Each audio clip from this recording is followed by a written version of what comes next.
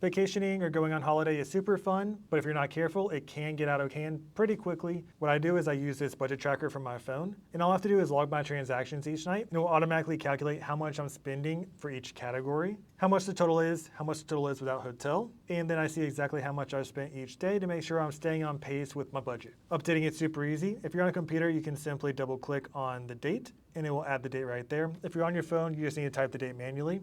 If it's a regular transaction, you'll put debit. If it's a refund, you'll put credit. You'll select the category. So let's say we have cultural, what the payment method was, and these are all customizable. So let's say it was on the Amex, and let's say it was 50 bucks. I have it set to automatically translate to the local currency so I can kind of get familiar with how much each thing costs. But this is completely optional, and it will change depending on what place you're at. This is translating from US dollars to Mexican pesos. And then under notes, you just put wherever it was. So I'll just say Mercado, and that's it. So whenever I added this $50, it automatically updated cultural by $50, and it also automatically added the total spent per day for the 4th of October by $50 as well. So if I were to change this to $500, for example, you'll see that both of those are adjusting accordingly. And it's super simple to build, so let me show you exactly how to do it.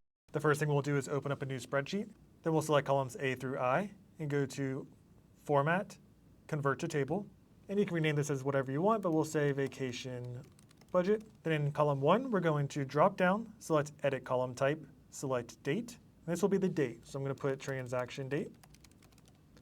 In column 2, it'll be Type. So this will be whether it is a debit or a credit. Debit meaning that it's coming out of your account. Credit meaning that it's going into your account. So that will happen with like refunds and things like that. But we're going to select the little caret, go to Edit Column Type, drop down. Then we'll select Debit and Credit. Let's make debit this brown color and credit this green color. You can do whatever color scheme you want and hit Done. So now it will have a drop down and you can select debit or credit. In column 3, we'll put Category. And you can customize these categories to be whatever you want. On mine, I have gas, hotel, food/drinks, shopping, transportation, miss for miscellaneous, and cultural. And gas is pretty self-explanatory. If I rent a car and need to get gas, then I'll put gas. Hotels, this is for lodging. Food and drinks, this is for going out to dinner, getting breakfast, going out and having drinks, things like that. Shopping is shopping. Transportation, this is for Ubers, for Lyfts, for subways, flights, all that fun stuff. Miscellaneous is anything that doesn't really fall into these categories. And cultural are things like museums or tours or anything like that. So let's go ahead and give it some colors. I'm going to go ahead and just add some random colors right here. You can add whatever color scheme you want. Cool, so everything's good there. So now we have a drop-down selection for each of these options. In column 4, we're going to put payment type. And then with this, you'll have a drop-down for what you paid with. So for example, on mine, I have debit in case I pay with cash. I have Amex if I pay with my Amex card. I have Sapphire in case I pay with my Sapphire card, or Bilt in case I pay with my Bilt card. And this just kind of helps keep track of where everything is being spent, because not everything is always coming out of your checking account. Sometimes it is, sometimes it isn't. All right, let's give it some color and hit Done. Next is going to be amount. And let's go ahead and set this to the currency that you are normally using. In my case, it is the US dollar. But this will be whatever currency your final amount is going to be. If you need to change it, you can go ahead and select 1, 2, 3, and then custom currency and select from this different option. But I'm going to leave it as is. Now this one's completely optional, but I do like to have a understanding of the currency that I'm currently spending in. So for example, when I went to Mexico City, I was curious to how many pesos I was spending so I can kind of get an idea of what pesos were to US dollars and things like that. So we're going to automatically convert that here, and I'm going to say destination amount.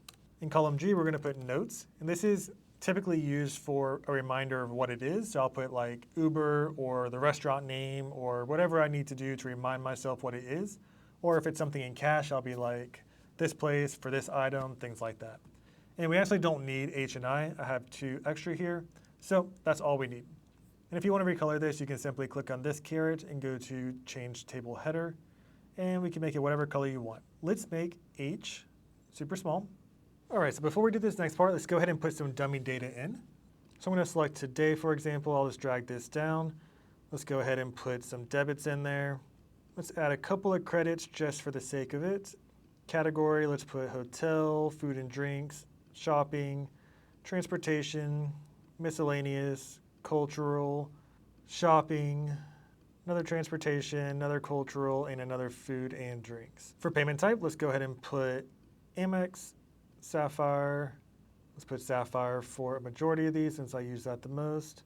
Built, put debit, debit, and built. Cool.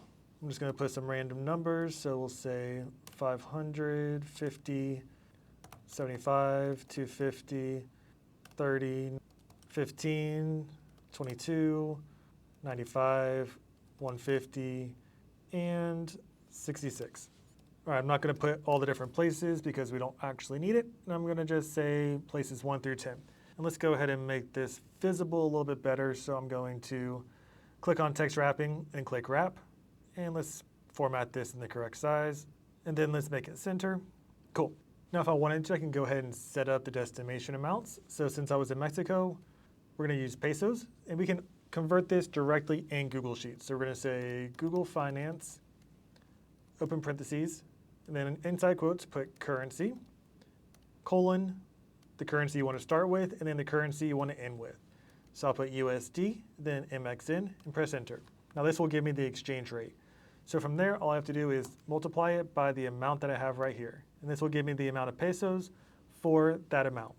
Now if I were to drag this to the bottom, you'll see these zeros. I don't want them to actually show up unless I have data.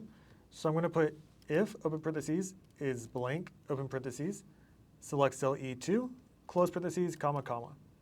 So now if this cell is blank, then it's going to be blank. Otherwise, it will not be blank. So if I drag down, when we don't have any more amounts, it'll be blank. So let's just drag this down to the end of the columns. All right, so the next thing we want to do is go ahead and format some information so we can do some calculations. So I'm going to go ahead and make K pretty small, kind of similar to how this one is. Go to L all the way through the end of the spreadsheet and delete all those extra columns. Now I'm going to put category, and then J1 I'll put spent. And this is where we're going to list all the different categories and calculate how much we spent on those categories. So instead of typing it out, I'm simply going to copy one of these drop downs and paste it right here. And then we can drag that down. So let's go ahead and give each of the options, so gas, hotel, food and drinks, shopping, transportation, miscellaneous, and cultural. So we have one extra one. To get rid of that, you can simply click into it and delete twice, or you can go underneath it and drag this blank cell above it. Now I'm going to put total, and then I'm going to put total without hotel. Let's go ahead and make this a little bit prettier. So I'm going to select category through total without hotel, as well as the column to the right. Go to fill color, alternating colors, and select whatever color scheme I want. I'll make it this yellow color. Let's make this bold and centered. And let's make all of these a currency. Then finally, let's give it an outside border. So I'm going to select borders outside. If you want to make it this big one, you can select the different weights right here. And I'm going to do another one after this just to make it a little bit cleaner. Cool. All right, so for total, we're going to type equals sum, and this will be everything right here.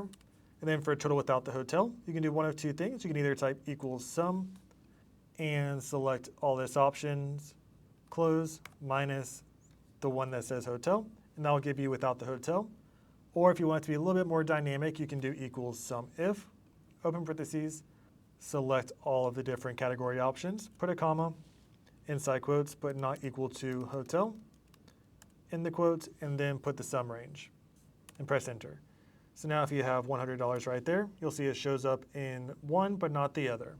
But if you have $100 elsewhere, it will show up on both. All right, so now for the formula. Since we have it in table form, we don't need to actually select the information directly. We can just reference the column inside the table. So we're going to use a sum ifs formula, and that's because we want to look at both the type and the category. We want to do the type because we want to add back in anything that was a credit instead of a debit. So for sum range, we're going to have this amount right here. Make sure to choose amount and not destination amount. So amount. And then now it's going to reference the entire amount section. And then for criteria range, we want the type. So vacation budget type, comma. Then inside quotes, we'll put debit, put a comma. And then we'll put category, put a comma, and then select the cell that we have the category for. Now if I press enter, nothing is going to happen right here because we have nothing for gas. But if I were to change this to gas, you can see now we have 500 that populates. Now once again, we need to subtract anything that was refunded back to us. So I'm going to copy this sum is formula, put a minus sign, then paste it, and simply change the debit to credit. Perfect, so now if we have gas right here for $500, we have gas right here, and it is a credit. Now instead of $500, you'll see $450 because we had $500 that we spent. We got a $50 refund, which means in total that we only spent $450. Cool, so that's working exactly as we want. Since we use table referencing instead of selecting the range manually, we don't have to worry about any cell referencing or cell shifting or anything like that.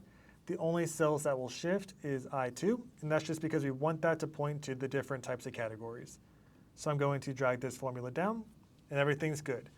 Now, just like last time, the reason why we have a negative 155 for transportation is because I used dummy data. We have a credit of $250. We have a debit of $95. So those two together is why it's showing negative $155. But everything's working exactly as we want.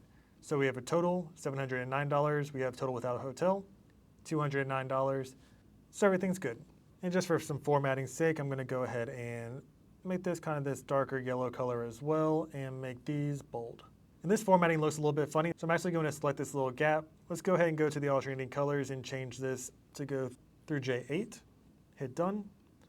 And then now let's add this border back. Cool, so now it looks a little bit better. We have this category section that is by itself, and then we have this total section that's kind of by itself as well.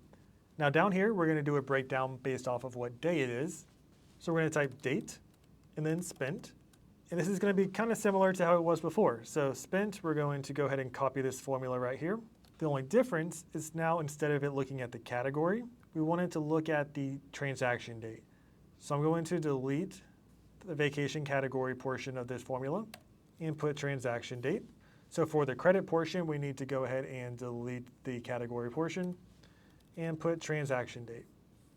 And now we can press enter. So now it's going to look at the type, and it's going to look up the date if the date matches whatever date is here.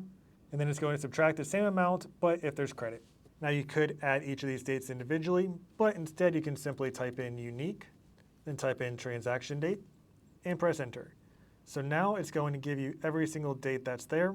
And as you go along through your trip, if you add another date, it will automatically pop up. So let's go ahead and drag this formula down. Let's give it some formatting. Let's go all the way through the end of the page. That way we have enough space. So fill color, alternating colors. Let's make this one a red color. Hit done.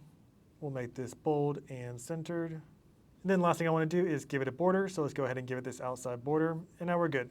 So just like that, we have the ability to see exactly which transactions took place in each category, what the total is, what the total without the hotel is, and how much we spent each day.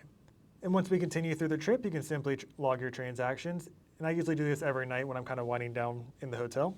And this will work on your phone, by the way. The double clicking and selecting from a calendar will not, so you'll have to manually select that if you're not on a computer. But don't bring your computer on vacation if you don't have to. The phone works just fine. So we're going to say debit. Let's go ahead and put food and drinks. Let's put it on the Sapphire card, and let's say I spent $120. It will automatically populate with what that was in pesos, and then we'll say place 11. So as you see on 10/3, it logged $120 more, and in food, it also logged $120 more. If you haven't already, don't forget to subscribe. Let me know if you have any questions, and like and comment for more.